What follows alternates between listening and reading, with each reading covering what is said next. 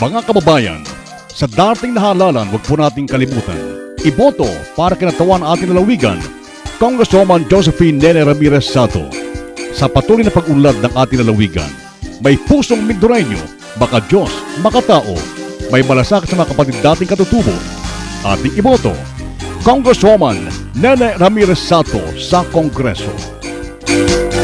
Gusto nyo ng pag-unlad, siya'y iboto natin, Nene Sato. May pusong Mindoreño, siya si Congresswoman Nene Sato. Maaasahan, siya'y makabayan, makamasa,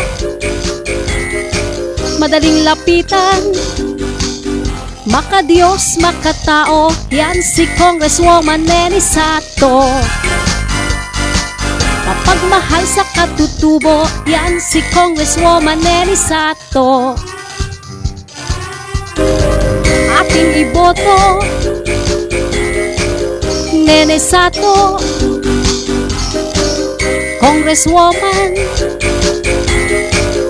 Nene Sato, Congresswoman Nene Sato. Kinatawan natin sa Kongreso, Congresswoman Nene Sato.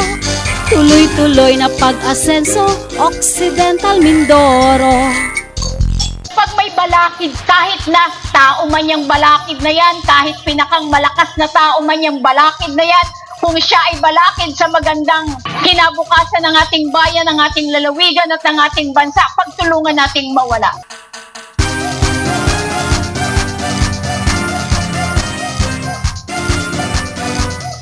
Makadiyos, makatao, yan si Congresswoman Nene Sato.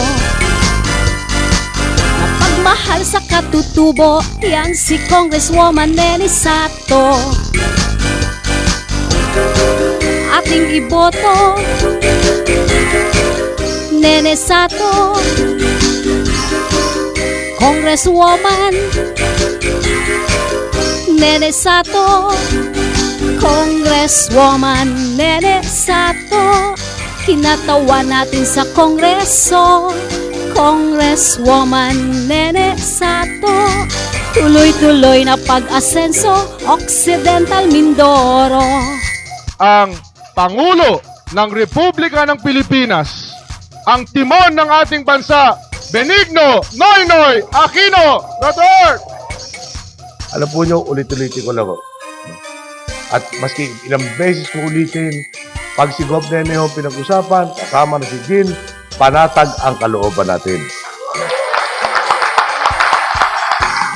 Sa tulong na mahuhusay at maasahang pinuno, dito ko lang, maasahan at maayos na mga pinuno tulad ni Governor Nene Sato at ni Vice Governor Jean Mendiola.